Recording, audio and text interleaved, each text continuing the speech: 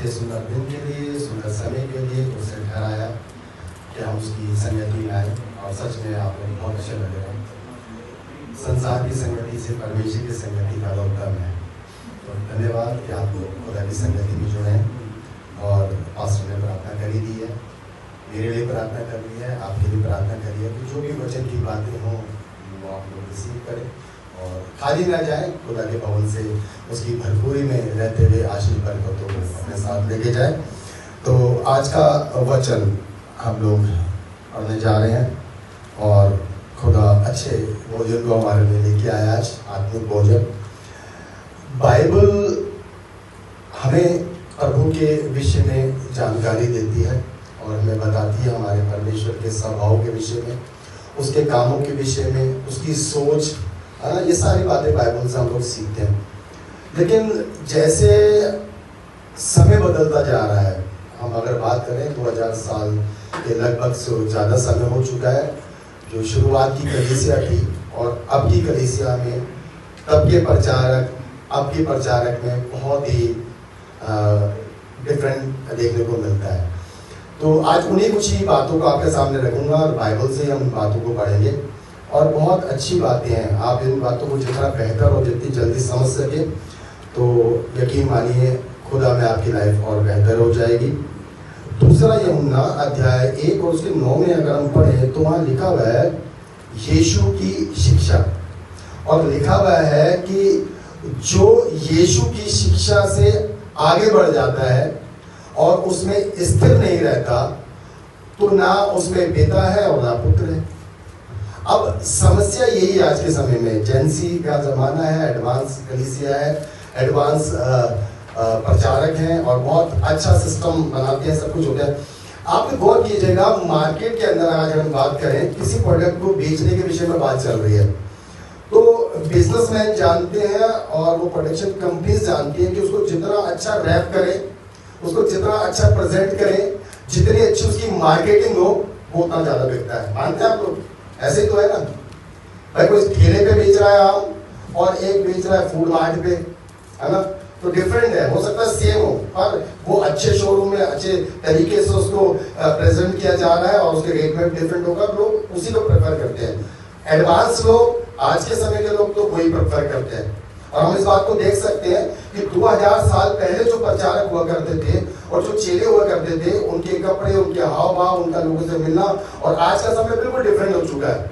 हम अपडेट रहते हैं, हम लेटेस्ट फैशन के कपड़े पहनते हैं, अपने घरों से, गाड़ियों से आने पसंद करते हैं, उस चर्च में जाना पसंद करते हैं जहाँ पर ठंडा माहौल हो, गर्मी का समय है। और बुरी बात कुछ भी नहीं है, बुरी बात कुछ भी नहीं है, लेकिन बुरी बात वहाँ है जहाँ यीशु की शिक्षा में आदमी स्थिर नहीं है, न प्रचारक और न कलीसिया, और उससे बढ़ के कुछ सीख रहे हैं। गड़बड़ ये है। अरे ये मतलब ये कि आपको रैप करके, कोई अच्छे से रैप करके और उसमें सड़े हुए आम दे दे तो क्या आप लेंगे उसे? हो सकता है कि 2 बार धोखा खा जाए, लेकिन फिर आपको समझ में आ जाएगा इस रैपर के अंदर क्या है, वो ज्यादा जरूरी है। तो आजकल ऐसे रैप करके और प्रभु की शिक्षाओं के विषय में बात करी जा रही है। मैं वही आपके सामने रखूंगा बातें जो बाइबल में लिखी है। कुछ भी ऐसा नहीं होगा जो बाइबल में नहीं लिखा, और प्रभु यीशु मसीह ने आज से 2000 साल पहले इन बातों को बता दिया था कि मेरे नाम से झूठे भविष्यवक्ता, झूठे मसीह और झूठे प्रचारक उठ खड़े होंगे।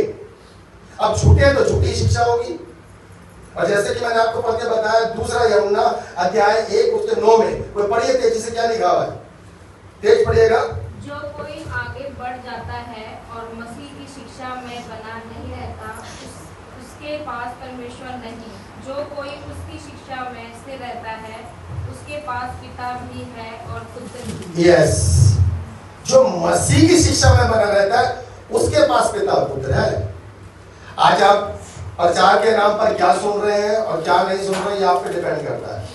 मैं फिर बता रहा हूं कि बहुत अच्छे जगह, बहुत अच्छी डेकोरेशन और पूरा हाईटेक सिस्टम है, तो जरूरी नहीं है कि वहां वो प्रचारक हो रहा हो। याकूब अपनी पत्री में कहता है कि हर एक जन उपदेशक ना बने, क्योंकि कई बार हम चूक जाते हैं।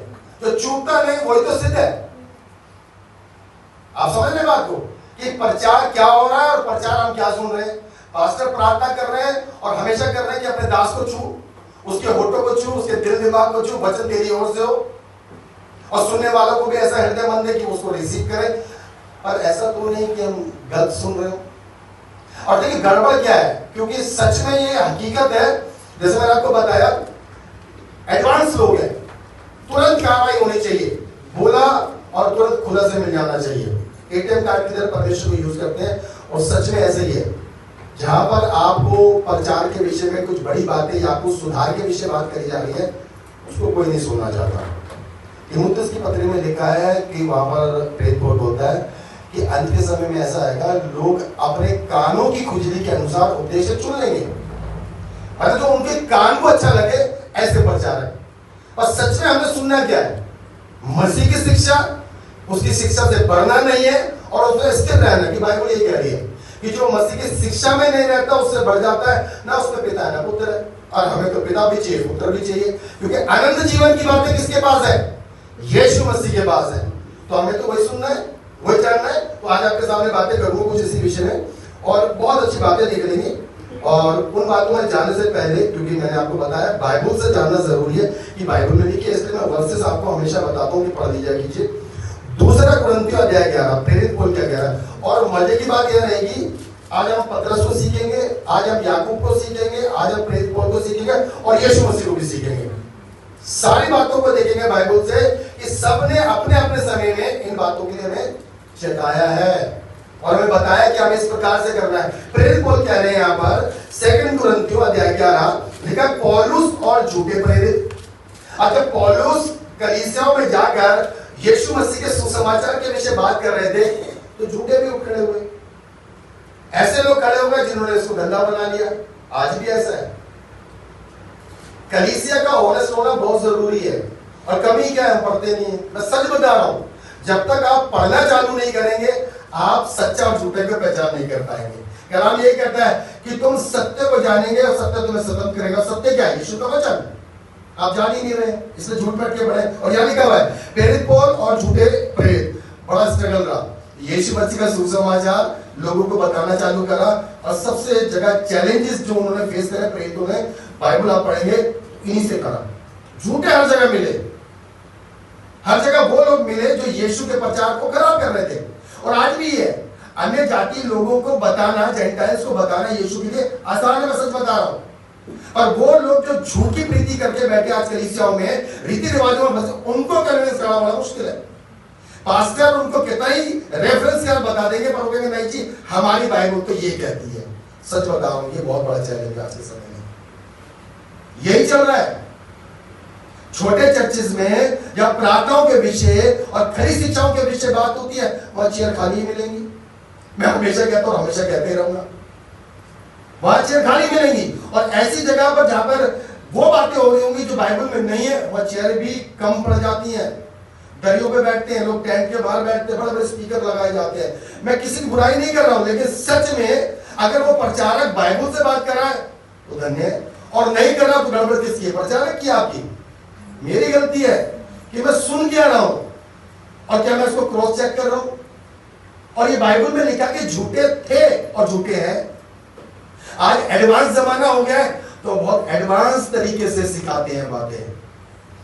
अभी जाएंगे मेन टॉपिक में, आपको वहीं कैसे लेके जाऊंगा, लेकिन बेस बनाना जरूरी है ना? बेस बनेगा तभी वचन आपके अंदर जाएगा, वरना मुश्किल हो जाएगी, नींद भी आने लग जाएगी।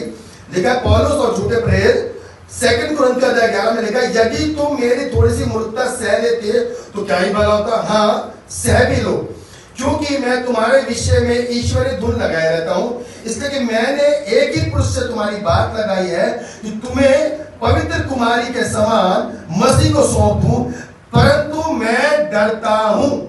प्रेरित पौलुस को एक डर है, कहता मैं तो चाहता हूं पवित्र कुमारी के समान। किसकी बात कर रहा है? कलीसिया की बात कर रहा है। हम यीशु की दुल्हन है ना, तो पवित्र कुमारी है ना, वही तो यीशु की दुल्हन बनेगी, लेकिन भ्रष्ट भी हो सकती है, बेविचारी भी हो सकती है। उसके विषय में बता रहा है, कहता है परंतु मैं डरता हूं कि जैसे सांप ने अपनी चतुराई से हवा को बहकाया, वैसे ही तुम्हारे मन की सदाई और पवित्र साथ से जो मसीह के साथ होनी चाहिए, कहीं भ्रष्ट ना किए जाओ तुम्हारी मन की सदाई।